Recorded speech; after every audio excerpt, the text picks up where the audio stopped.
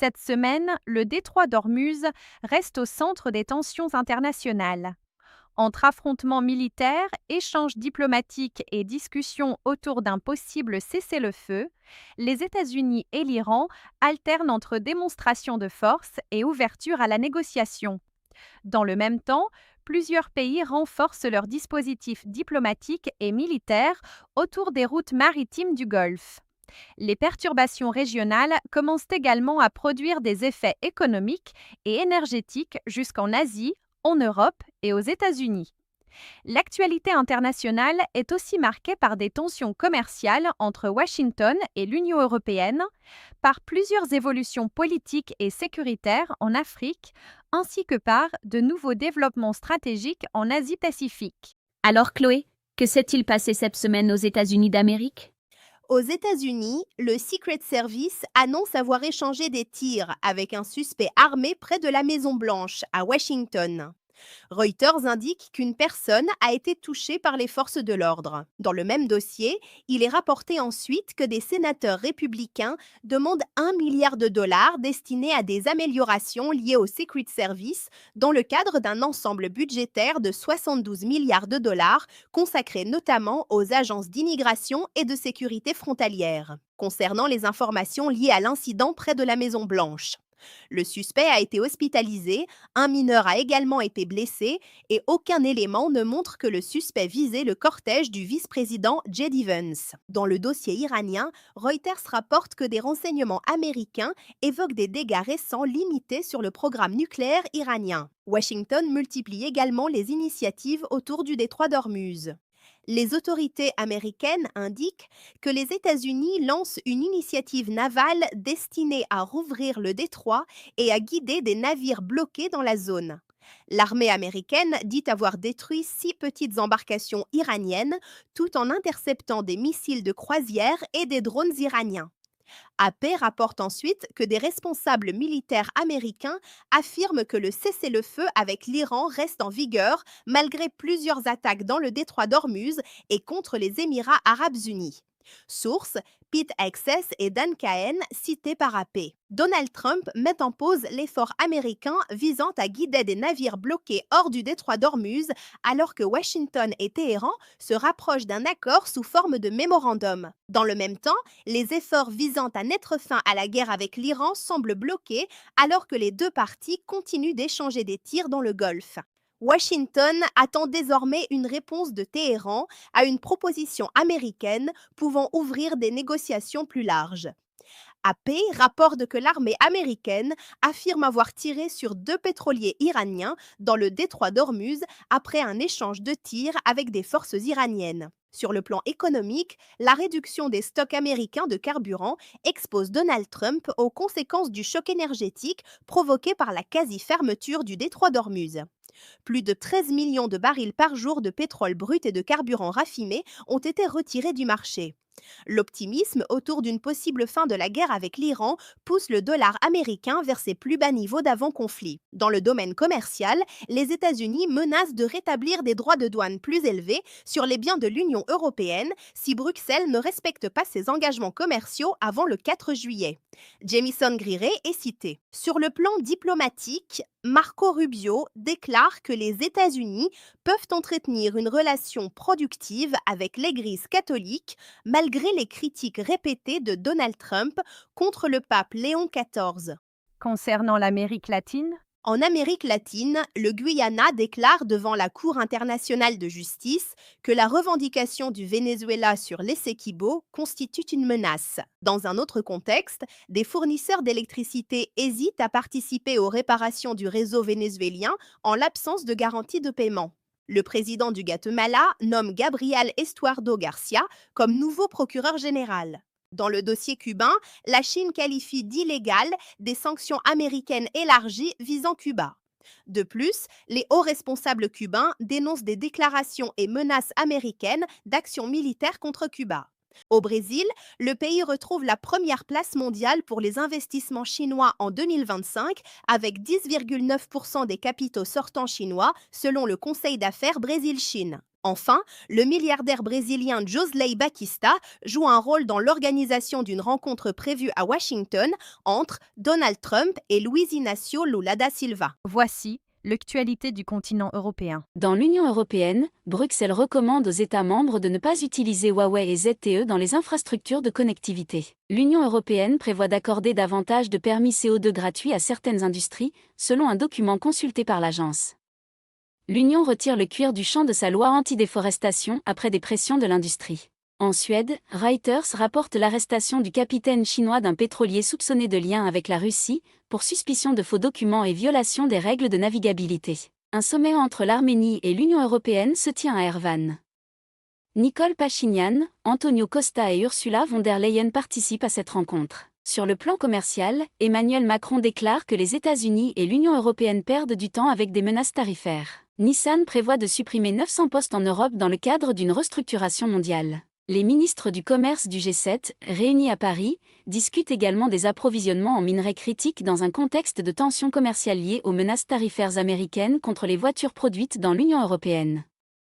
Piero Cipollone, membre du directoire de la Banque centrale européenne, déclare que la probabilité d'une hausse des taux augmente en raison de pressions inflationnistes élevées. Des procureurs européens enquêtent en Croatie sur une suspicion de fraude liée à des fonds agricoles. Dans le dossier Russie-Ukraine, Volodymyr Zelensky confirme une annonce américaine concernant un cessez-le-feu et un échange de prisonniers entre l'Ukraine et la Russie.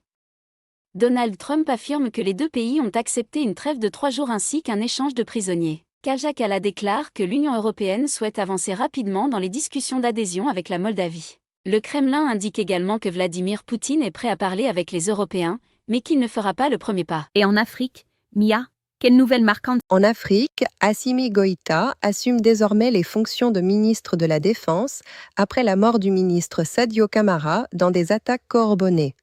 Oumar Diarra est nommé ministre délégué à la Défense. Dans le même temps, au moins 130 ressortissants nigériens demandent un rapatriement depuis l'Afrique du Sud après des manifestations anti-immigration.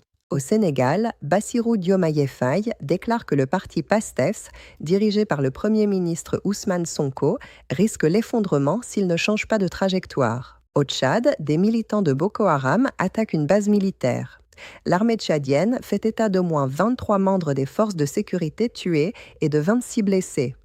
Reuters rapporte ensuite que les États-Unis s'apprêtent à lever des sanctions visant l'Érythrée. En Éthiopie, le parti tigréen restaure son gouvernement d'avant-guerre. L'Égypte enregistre une croissance préliminaire du PIB de 5% au premier trimestre, tandis que le secteur privé sud-africain enregistre sa croissance la plus rapide depuis près de 4 ans, selon l'indice PMIS et Pay Global South Africa. Au Kenya, l'activité du secteur privé se contracte pour le 2e mois consécutif. Selon AP, un navire de croisière touché par une épidémie de hantavirus reste bloqué au large du Cap-Vert avec près de 150 personnes à bord. La souche Hans du hantavirus est identifiée chez 2 passagers. De plus, l'agence indique que 3 passagers sont morts et que des patients évacués du MV Ondius arrivent en Europe pour y être soignés. Au Soudan du Sud, Salva Kiir limoge le chef de l'armée ainsi qu'un ministre des Finances nommé depuis moins de 2 semaines. En République démocratique de Congo, 4 agents de santé menant une recherche vaccinale sont touchés lors d'une attaque liée à des rumeurs de désinformation sanitaire. Enfin, la France cherche à renforcer ses liens avec le continent africain lors d'un sommet organisé à Nairobi, au Kenya. Et maintenant, tournons-nous vers l'Asie avec Méline. En Asie, la Corée du Sud étudie une éventuelle participation au plan américain d'aide au transit des navires dans le détroit d'Ormuz après une explosion et un incendie sur un navire exploité par des intérêts sud-coréens. Le ministre sud-coréen de l'Industrie, Kim Jong-kwan, doit rencontrer Howard Lutnick afin de discuter des investissements sud-coréens aux États-Unis. Meta étend ses protections pour les comptes adolescents aux 27 pays de l'Union européenne ainsi qu'à Facebook aux États-Unis. En Chine, la start-up Linkerbot, spécialisée dans les mains robotiques pour humanoïdes, vise une valorisation de 6 milliards de dollars lors d'une prochaine levée de fonds. AP rapporte ensuite que le ministre iranien des Affaires étrangères, Abbas Araghchi, rencontre Wang Yi à Pékin.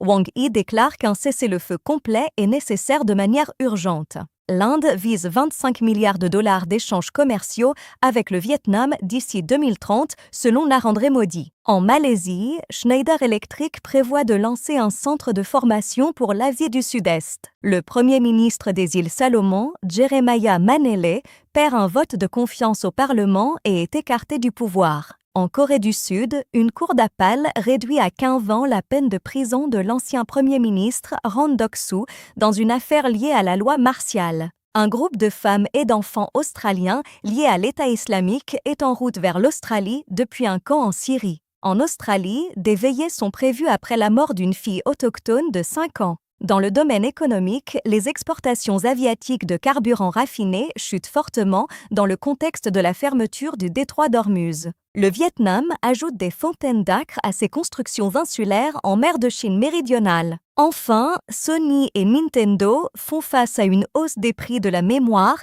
liée à la pression de la demande en intelligence artificielle, tandis que Honda devrait annoncer une perte opérationnelle annuelle d'environ 2,5 milliards de dollars. Qu'en est-il du Proche-Orient, Karim? Au Moyen-Orient, les États-Unis et plusieurs pays arabes du Golfe préparent un projet de résolution au Conseil de sécurité de l'ONU concernant le détroit d'Ormuz. Les autorités des Émirats arabes unis envoient une alerte téléphonique à la population après une menace potentielle de missiles avant de déclarer la situation sécurisée. L'Iran met en place un nouveau mécanisme de gestion du transit des navires dans le détroit d'Ormuz.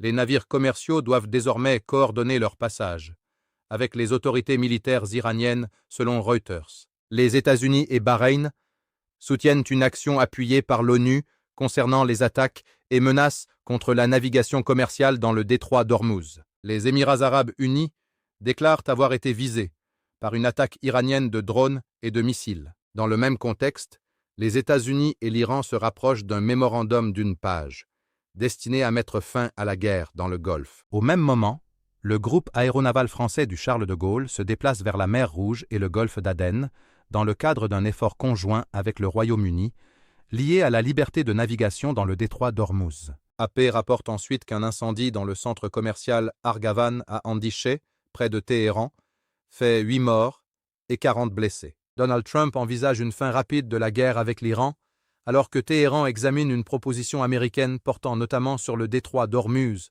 les sanctions américaines et d'éventuelles contraintes nucléaires. Dans ce cadre, l'armée américaine a tiré sur un pétrolier iranien, alors que Washington cherche à accroître la pression sur Téhéran. Parallèlement, les ports de Fujairah et Khor Fakkan jouent un rôle central dans le maintien du commerce du Golfe face aux perturbations dans le détroit d'Ormuz. Enfin, le Trésor américain impose des sanctions à 10 individus et entreprises accusés d'aider le secteur militaire iranien, notamment dans l'approvisionnement lié aux drones et aux missiles balistiques. Pour ne rien rater de la suite, abonnez-vous.